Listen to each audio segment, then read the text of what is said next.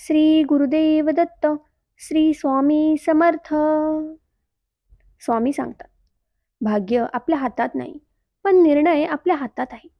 भाग्य आपले निर्णय बदलू शकत नाही, पण निर्णय आपल्या हातात आहे. भाग्य आपले निर्णय बदलू शकत नाही, पण निर्णय नक्कीच आपले भाग्य बदलू शकते. म्हणून मित्रांनो, कुठलेही निर्णय घेण्यापूर्वी 4 वेळा त्यांच्या परिणामांचा विचार करा आणि मगच निर्णय घ्या.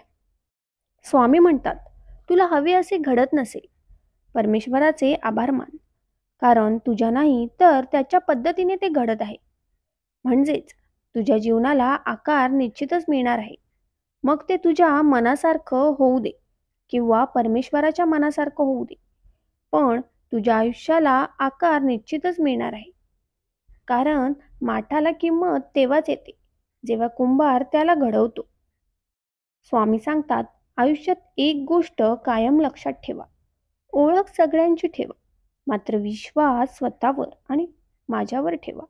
जी व्यक्ती छोट्या छोट्या गोष्टींमध्ये आनंदी असते, त्या व्यक्तीला सर्वात जास्त आनंद असतो. म्हणून तुमच्याकडे जे आहे त्यात आनंदी व समाधानी राहा.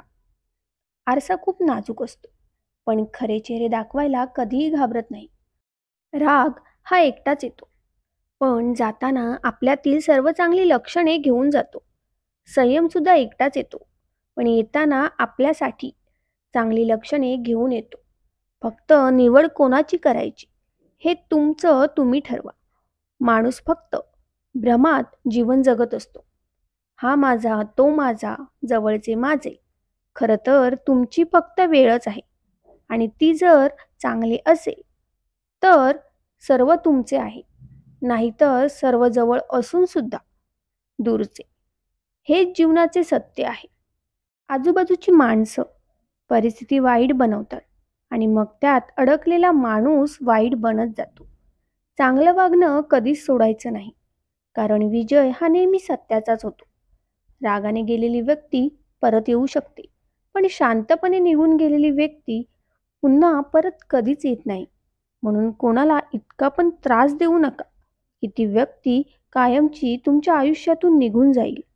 बोलून दाखवायचं नाही, फक्त लक्षात ठेवायचं. कारण बोलून वाईट होण्यापेक्षा शांत राहणे केव्हाही चांगले. कारण लोक खोटं बोलून माणसे जिंकतात आणि आपण खरं बोलून सगळ्यांपासून दूर राहतो. जीवनात कितीही प्रसंग आले तरी तक्रार करू नका, कारण परमेश्वर हा असा दिग्दर्शक आहे जो कठीण भूमिका मुख्य कलाकारालाच देतो. संयम ठेवा. आज जे तुम्हाला टाळण्याचा प्रयत्न करत आहेत तेच उद्या तुमची वाट पाहतील. कोणी तुमची साथ देवो अथवा ना देवो, नाराज होऊ नका, कारण सद्गुरूपेक्षा सुंदर सोबती या जगात कोणीच नाही. कुणाच्या असल्याने नसल्याने कोणालाच फरक पडत नाही.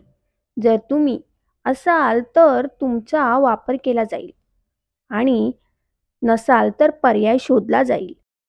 त्यामुळे आयुष्यात देवाचे नामस्मरण करत तुम्ही तुमचा देखील आनंदाचा विचार करा. हा संदेश शेवटपर्यंत पाहिल्याबद्दल धन्यवाद. श्री स्वामी समर्थ.